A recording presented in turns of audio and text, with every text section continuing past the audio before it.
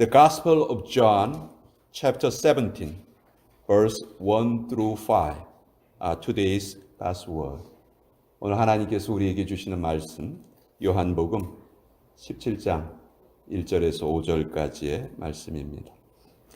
우리 하나님의 말씀을 같이 우리 받들어 읽도록 하겠습니다. 시작. 예수께서 이 말씀을 하시고 눈을 들어 하늘을 우러러 이르시되 아버지여 때가 이르렀사오니 아들을 영화롭게 하사 아들로 아버지를 영화롭게 하게 하옵소서. 아버지께서 아들에게 주신 모든 사람에게 영생을 주게 하시려고 만민을 다스리는 권위를 아들에게 주셨음이로소이다. 영생은 곧 유일하신 참 하나님과 그가 보내신 자 예수 그리스도를 아는 것이니이다. 아버지께서 내게 하라고 주신 일을 내가 이루어 아버지를 이 세상에서 영화롭게 하였사오니 아버지여 창세전에 내가 아버지와 함께 가졌던 영화로서 지금도 아버지와 함께 나를 영화롭게 하옵소서. 하나님의 말씀입니다. 아멘. 기도하도록 하겠습니다. 아버지, 주의 말씀을 받는 시간입니다. 성령께서 우리를 감동시켜 주지 않으시면, 우리에게 빛을 비춰주시지 않으시면 이 말씀이 그냥 떨어지고 맙니다. 우리 마음속에 심기지 못합니다. 주님, 우리를 이 시간 긍휼히 여겨주시고 성령님의 도우심과 비춰주심을 우리 모두 경험케 하여 주시옵소서. 예수님의 이름으로 기도합니다. 아멘. 자, 요새는 TV가 참 많이 달라졌습니다. 그렇죠? 옛날 TV에 비하면 화면도 무척 커졌고요. 색상도 얼마나 선명한지. 그리고 또 그 본체가 아주 얇죠. 최근에는 돌돌 말리는 그런 모니터까지 등장을 했습니다. 참 우리가 살고 있는 이 시대 기술의 발전 속도가 참 빠르다 하는 것을 우리가 느끼게 됩니다. 자, 어떤 사람이 이제 큰 TV를 장만해서 내가 좋아하는 영화를 봐야 되겠다. 그래서 집에 지하실을 아주 잘 꾸몄습니다. 편안한 소파도 마련을 했고요. 스피커도 아주 좋은 거를 샀습니다. 조명도 은은한 조명으로 바꿔놨고, 또 영화 보면서 내 간식을 먹었으면 좋겠다. 그래서 간식을 올려놓는 테이블까지 다 마련을 했습니다. 근데 TV를 볼 완벽한 준비를 다 갖춰놓았습니다. 그런데 막상 TV를 살 돈이 없다면, 다른 건 다 갖춰놨는데 TV 살 돈이 없다면 설마 이렇게 바보 같은 사람이 있을까? 또 자동차 경주에서 우승을 하려면요, 그 자동차의 무게가 가벼워야 됩니다. 그렇죠? 그래야 빨리 달릴 수 있죠. 그렇다고 해서 차의 엔진을 떼어내버리는 사람이 있을까? 제가 이런 말씀을 드리는 이유는 우리의 신앙생활에서도 가장 중요한 것이 빠져서는 안 된다 하는 것입니다. 그럼 제일 중요한 것이 뭔가? 우리 신앙생활을 하는 데 있어서 가장 기본이 되는 것이 뭔가? 그것이 바로 하나님의 말씀입니다. 우리가 은혜를 받으려면 은혜가 흐르는 길목을 잘 지켜야 돼요. 근데 그 은혜가 흐르는 길목이 어디냐? 하나님의 말씀이라는 것이죠. 그래서 우리가 늘 말씀을 가까이 해야 하고 말씀을 사모해야 한다, 이렇게 말씀을 드리고 싶습니다. 정말 하나님의 말씀은 우리에게 보약과 같습니다. 여러분, 보약 드실 때 어떻게 드십니까? 대충 뭐 이렇게 드십니까? 아마 그런 분 한 분도 안 계실 겁니다. 첫째는 보약은 무조건 정성으로 먹어야 됩니다. 그렇죠? 그래야 효과가 있는 거죠. 또 믿고 먹어야 됩니다. 이게 정말 효과가 있을까? 이렇게 의심하고 먹으면요, 효과가 없어요. 셋째는 정말 감사하는 마음으로 보약을 먹어야 합니다. 그래야 보약의 효과가 나타나는 것이죠. 저는 여러분들이 하나님의 말씀을 받으실 때도 늘 이런 자세로 받으시기를 축원드립니다. 그래야 말씀이 보약이 되는 것입니다. 오늘 우리가 본문으로 읽은 요한복음 17장의 말씀은 아주 잘 알려진 예수님의 기도문입니다. 요한복음 17장 전체가 다 1절부터 마지막 절까지 예수님께서 다 드리신 그 기도문이에요. 십자가에 달리시기 전날 우리가 알고 있는 기도는 대부분 겟세마네 동산에서의 기도를 우리가 잘 알고 있습니다. 얼마나 열심히 기도를 하셨는지 그 땀방울이 핏방울로 바뀔 만큼 예수님께서 겟세마네 동산에 가셔서 아주 고뇌에 찬 그런 기도를 드리셨어요. 그런데 이 겟세마네 동산의 기도가 마태, 마가, 누가복음에는 기록되어 있는데 요한복음에는 기록되어 있지 않습니다. 대신 요한은 이 요한복음 17장에 대제사장의 기도라고 우리가 알고 있는 이 기도를 기록을 해놨어요. 왜냐하면 요한은 예수님을 뭘로 우리에게 알려주시냐 하면 예수님은 하나님이시다 이렇게 알려주세요. 요한복음 1장 1절의 말씀 아시죠? 태초에 말씀이 계시니라 이 말씀이 항상 하나님과 함께 계셨으니 이 말씀은 곧 하나님이시다. 말씀 예수님이 곧 하나님이시다. 요한은 제일 첫 마디부터 첫 문장부터 예수님이 하나님이시라는 것을 우리에게 알려주시는 거예요. 그러니까 그 하나님이 어떻게 고민을 하시고 기도를 하시느냐. 그래서 요한은 요 겟세마네 동산의 기도가 일부러 생략되어 있는 것이죠. 이렇게 각 복음서마다 관점의 차이가 있어요. 그리고 그렇기 때문에 우리가 전체적으로 예수님이 어떤 분이신가 하는 것을 이 사복음서 전체를 통해서 우리가 더 잘 알 수 있게 됩니다. 자, 예수님은 금요일 날 십자가에 매달리시죠. 바로 그 전날 예수님은 제자들의 발을 씻겨주셨어요. 세족식의 목요일이죠. 목요일 날 제자들의 발을 씻겨주시고 음식도 같이 나누시고 또 제자들에게 마지막 설교를 하십니다. 아주 긴 설교예요. 그것이 요한복음 13장부터 16장까지 기록되어 있습니다. 그리고 그 설교가 끝난 후에 요한복음 17장에 기록되어 있는 이 기도로 이제 그 설교를 마무리하시는 거예요. 스코틀랜드의 종교개혁자 존 낙스는 병이 들어 힘들 때 매일 이 요한복음 17장의 기도를 읽고 나는 힘을 얻었노라 그렇게 고백을 했습니다. 또 다른 사람은 이제까지 하늘에서나 땅에서나 이 기도만큼 거룩한 기도는 없었다 이렇게 말하기도 했습니다. 예수님은 이 기도를 하시면서 공적인 생애를 마무리하신 거예요. 그러니까 예수님의 공생애는 기도로 시작하셨고 기도로 끝마치신 것이죠. 우리 옆에 분들 서로 격려해 주셨으면 좋겠습니다. 기도해야 삽니다. 서로 이렇게 말씀해 주세요. 기도해야 삽니다. 기도해야 삽니다. 자, 예수님의 기도는 이렇게 시작을 합니다. 아버지여 때가 이르렀사오니. 어떤 때입니까? 어떤 때가 이르는 거죠? 예수님께서 이제 십자가에 죽으실 때가 된 것입니다. 그러니까 이 기도는요, 죽음을 바로 앞두고 드리신 기도예요. 여러분, 우리들은 죽음을 바로 앞두고 어떤 기도를 드릴 수 있을까요? 여러분, 어떻게 생각하세요? 죽음을 내가 바로 앞두고 있다. 내가 지금 마지막 기도할 기회가 있다. 여러분, 어떤 기도를 내가 드려야 할까? 저는 이렇게 생각해요. 죽음 앞에서 새삼스러운 기도를 하면은 안 된다. 이제까지 쭉 해오던 기도를 또 드려야 된다. 저는 이렇게 생각을 합니다. 예수님의 기도는 그걸 우리에게 가르쳐 주세요. 아들을 영화롭게 하사 아들로 아버지를 영화롭게 하게 하옵소서.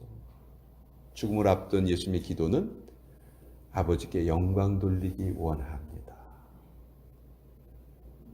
예수님은 이때까지 이렇게 사셨고요. 이렇게 기도해 오신 거예요. 그래서 마지막 순간에도 이 기도를 하시는 거예요. 이런 사람은 자기가 원하는 걸 기도로 아뢰잖아요. 그래서 그 사람의 기도를 들어보면요. 그 사람이 어떤 믿음을 가지고 있나 우리 알 수 있어요.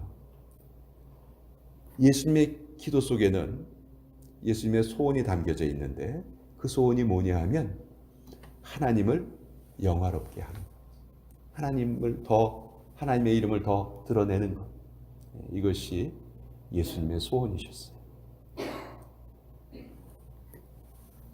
하나님을 영화롭게 하는 것이 구체적으로 무엇입니까? 예수님께서 이 땅에 왜 오신 거죠? 우리를 위해서 죽으러 오신 거예요. 그렇죠? 그래서 아버지께 영광 돌리겠습니다. 이 기도는요. 이제 하나님, 제가 하나님의 뜻대로 잘 죽겠습니다. 잘 죽게 해주세요. 사실은 이 기도입니다. 우리 다시 한 번 더 인사하겠습니다. 잘 죽읍시다.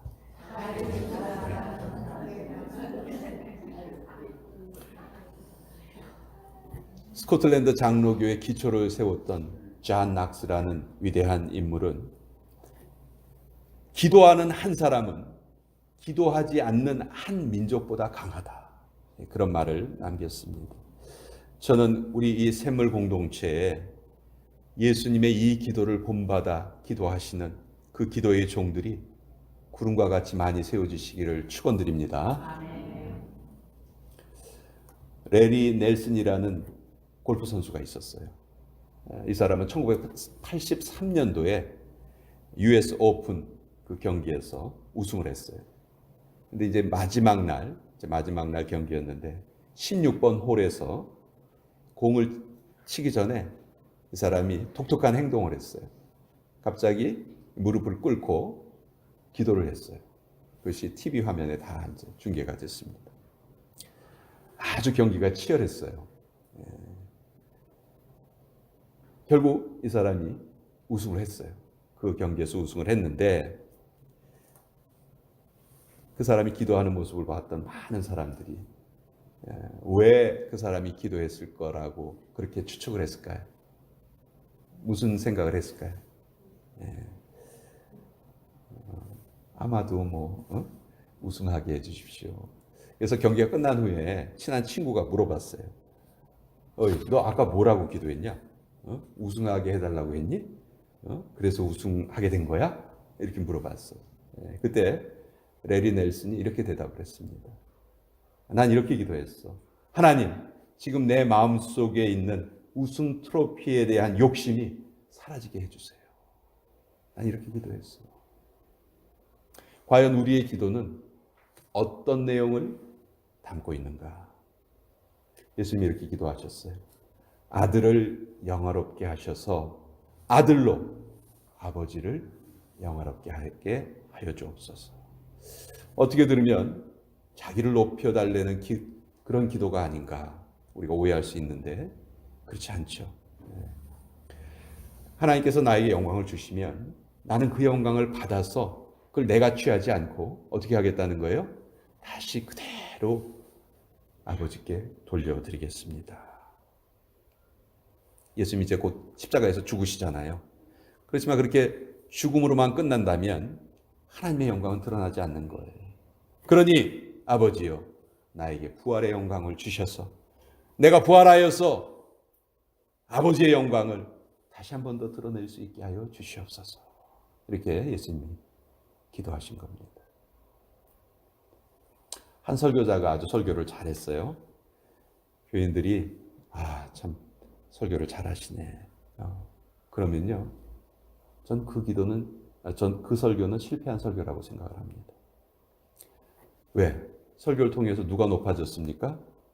사람이 높아졌죠. 설교를 들으신 분들이 하나님을 찬양드립니다. 하나님 감사합니다. 하나님께 영광을 돌려드립니다. 저는 이렇게 고백을 해야 성공한 설교다, 바른 설교다 생각을 합니다. 우리가 제일 경계해야 될 부분이 바로 이것입니다. 우리가 높아지기를 바라는 마음. 그러나 우린 정말 자타가 공인하듯 부족한 사람들이에요. 우리 마음속에 부끄러운 것들, 못된 것들 참 너무나 많습니다. 그래서 우리 속에서는 자연스럽게 하나님께 영광을 돌릴 만한 것들이 나오기가 어려워요. 그래서 우리는 기도하는 겁니다. 하나님, 하나님의 영광을 나에게 입혀주시고 이 부족하고 못난 나를 통해서 다시 그 하나님의 영광을 드러낼 수 있게 하여 주시옵소서. 예수님께서는 그 하나님께 영광을 돌리는 방법을 아주 구체적으로 오늘 우리에게 알려주셨어요. 4절의 말씀입니다. 아버지께서 내게 하라고 주신 일을 내가 이루어 아버지를 이 세상에서 영화롭게 하였사오니. 하나님께서 내게 주신 일을 내가 이루었습니다. 그래서 하나님께 영광을 올려드렸습니다. 이렇게 말씀하고 있는 거예요. 우리도 각자 다 하나님이 우리에게 주신 사명이 있습니다. 그렇죠? 그저 돈 벌려고 일하고 조금 부자 되기도 좀 바라고 그냥 뭐 아픈 데 없이 건강하게 살라면 좋겠다. 그렇게 살았으면 좋겠다. 예. 여러분 우리에게 그렇게 살라고 하나님이 그 귀한 구원의 선물을 주신 게 아니라는 거예요. 내게 하라고 주신 일이 있어요. 내 사명이 있다고. 일본에 나가노라는 목사님이 한 분 계셨어요. 교회를 개척하셨는데 1년이 지나도 한 사람도 그 교회를 찾아오지 않는 거예요. 그래도 이분은 한 주일도 거르지 않고 꾸준히 예배를 드렸어요. 설교를 듣는 사람은 자기 아내하고 자녀들밖에 없었어요. 무려 5년 동안 이 일이 계속됐습니다. 5년 동안 아무도 찾아오지 않은 거예요. 5년 만에 드디어 한 청년이 찾아왔어요. 이 청년은 신학생이었는데 폐결핵 환자였어요. 어디 가도 받아주는 데가 없었던 사람이에요. 근데 이 나가노 목사님은 이 청년을 그 교회에 받아들여서 정말 정성껏 치유를 시작을 했어요. 기도하고 약을 먹이고 결국 이 청년이 완치가 되었습니다. 이 완치된 청년의 이름이 가가와 도요히코, 동양의 성자라고 불리는, 나중에 일본 빈민들의 아버지라고 또 그렇게 칭송을 받았죠. 예수님의 이름을 일본에는 물론이고 전 세계적으로 정말 크게 알린 그런 분이 가가와 도요히코예요. 이분은 일본이 다른 나라를 침략하는 것을 앞장서서 회개했어요. 간디가 이 가가와 도요히코에게 감동을 받아서요. 간디의 그 상징이 물레잖아요, 물레. 간디가 이렇게 물레를 이렇게 실을 짜잖아요. 그 물레를 이분에게 선물하기도 했어요.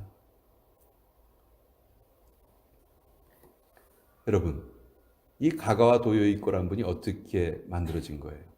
그 나가노 목사님이 5년 동안이나 한 명도 찾아오지 않는 교회를 우직하게 계속 지켰기 때문에 이런 인물이 탄생할 수 있었던 거죠. 그러니까 나가노 목사님의 사명은 비록 많은 사람이 그 교회에 찾아오지는 않았지만 꾸준히 예배를 드려왔던 것이 그분의 사명이었다는 것이죠. 우리도 매일 아침 우리가 잠에서 깨면 꼭 드려야 할 기도가 있습니다. 바로 이 요한복음 17장 4절의 기도문입니다. 아버지께서 내게 하라고 주신 일을 내가 이루어 아버지를 이 세상에서 영화롭게 하였으니. 아침에 우리가 잠에서 깨면요, 우리 바로 이 기도 좀 드렸으면 좋겠어요. 하나님, 오늘 이 하루가 아버지께서 내가 하라고 주신 일을, 그 일을 이루어 나가는 하루가 되게 하여 주옵소서. 마귀는 우리의 시간을 뺏으려고 해요. 엉뚱한 것을 위해서 살도록 마귀는 힘을 다해서 수고합니다. 또 우리 밤에 자기 전에는 어떤 기도를 드려야 할까요? 하나님, 오늘 하나님께서 제게 맡겨주신 일에 제가 오늘 정말 충실했습니까? 전 이게 구원받은 백성의 참 모습이라고 생각해요.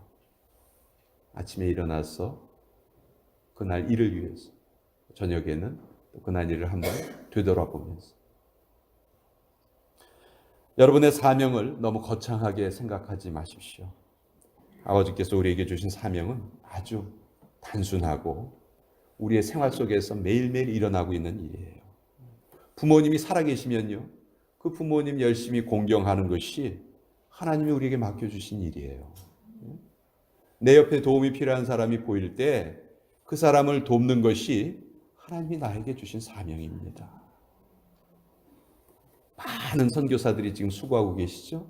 그 선교사들을 위해서 기도하고, 또 우리가 직접 가지는 못하지만 보내는 선교사로서 우리 후원도 좀 해드리고, 그것이 바로 우리의 사명이라는 것입니다.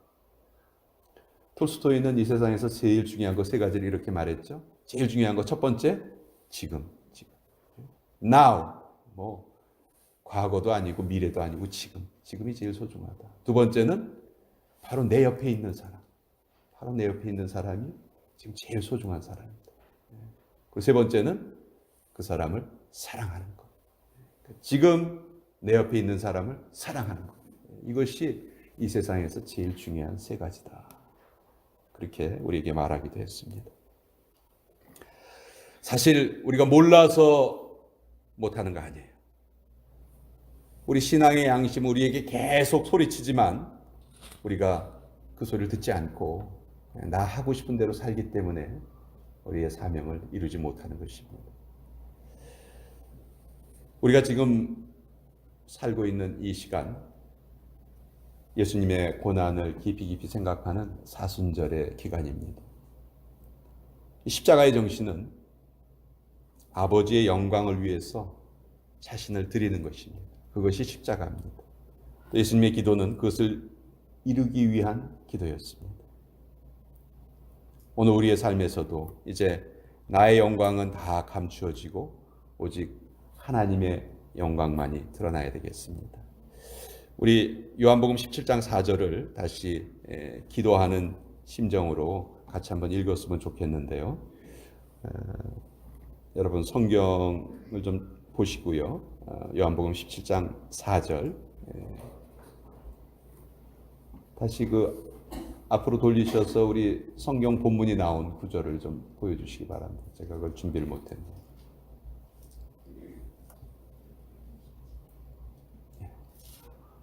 4절. 예, 감사합니다. 4절 같이 읽겠습니다. 시작. 아버지께서 내게 하라고 주신 일을 내가 이루어 아버지를 이 세상에서 영화롭게 하였사오니. 기도하겠습니다. 아버지, 우리가 이 땅에 사는 목적이 무엇입니까?